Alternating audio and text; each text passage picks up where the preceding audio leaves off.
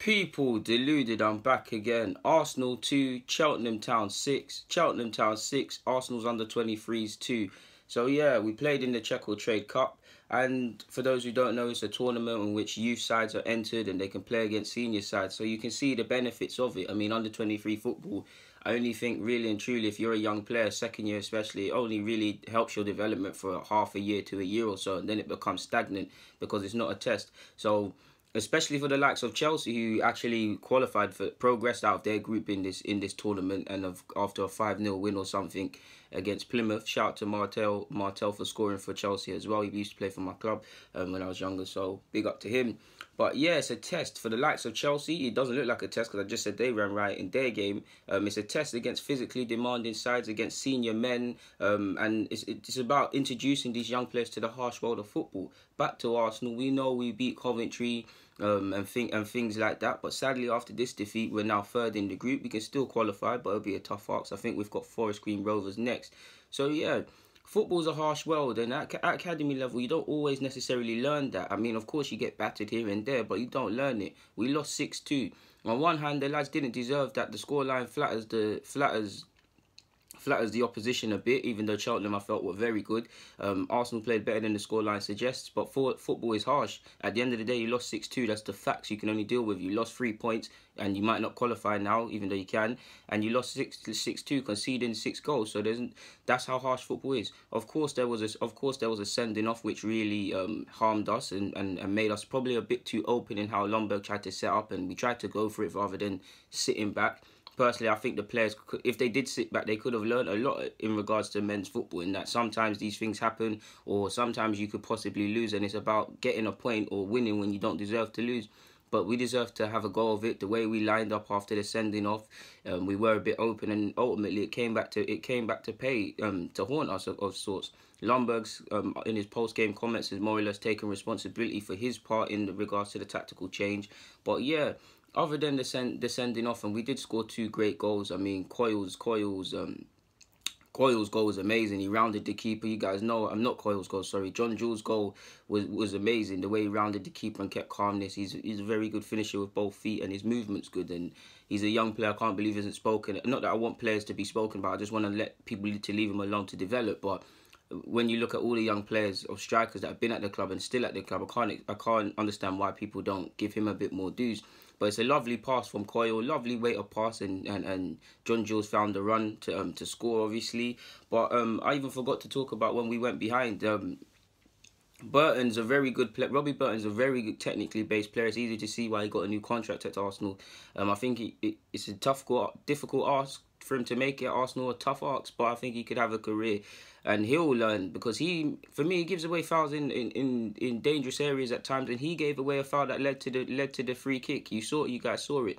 Gave away a free kick in the first half in a dangerous position. They scored. It was a terrific free kick from the lad who took it, and it went in. But that's the harsh lesson of sometimes not to give free kicks away in dangerous areas. How did they score the second? I think the second actually came from a cross. To be fair with you people, so yeah, wide areas was a theme of today of that game. Sorry, because it didn't matter if it was from the left or the right hand side. Any cross that was going in, our centre halves or whatever weren't picking up the movement of running players, and this is things we're gonna have to learn. Well, moves were starting down our side, and we was being countered. I can't lie, Cheltenham scored some good goals. Like I said, the second one was a cross, 3-1, they countered us, and that seemed to be the theme of the night, essentially just getting countered. Maddox obviously got his first goal with, wait, did he get his second? This might have been his second or third. Either way, Maddox scored a lovely counter-attacking goal that he finished off, and then the second one, it was a lovely cross down the right-hand side, and he got on the end of it, if I can remember correctly. Gilmore obviously made it 4-2. Charlie Gilmore, very good young player. Another one, it remains to be seen whether he has a career at Arsenal, but I think he's a model professional in how he handles himself.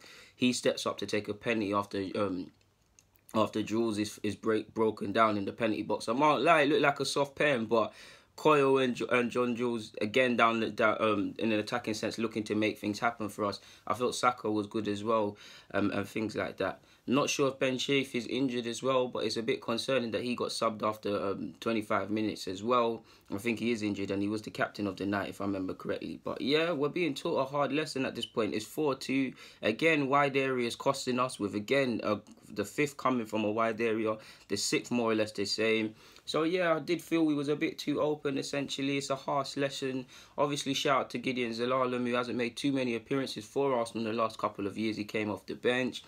I mean, it's a sweet night for Chelsea because they qualified, and a young player they loaned to the very club, Cheltenham, we played, ran riot against Arsenal. I mean, we know Jacob Maddox very well, what I do. He's quite a good young player that plays for Chelsea.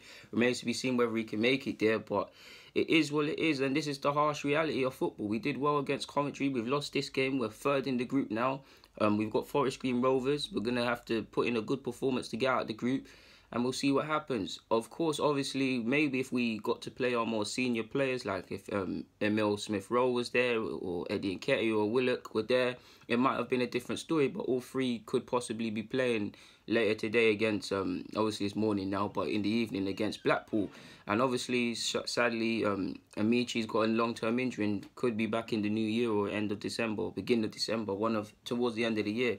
So yeah, man, we could definitely do a bit better, but it's a learning experience, and at the end of the day, it sounds bad and there isn't much to say on that, but you learn more in defeat than you do in victory, because if we won 6-2, how much would these boys realistically learn? But they've learned the harsh realities. They've learned they need to defend from wide areas. They need to follow their men.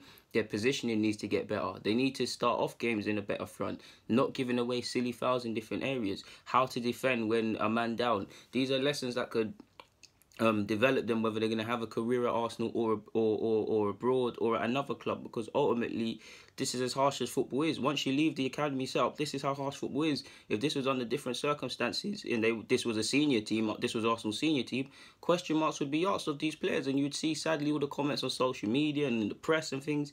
But this is the world they're they're living in, and they're looking to make inroads in. So as long as they can get what's the word, people? If they can acclimatize to it now, then it will serve them better for their future. But it is what it is. Yeah, man, they just have to learn from this and move forward. That's all they can do. So yeah, Cheltenham Town 6, Arsenal 2. We go again. So yeah, there's nothing more to say on that front. People deluded. I'm out, man. Get in the comments, subscribe, and do the rest if you wish.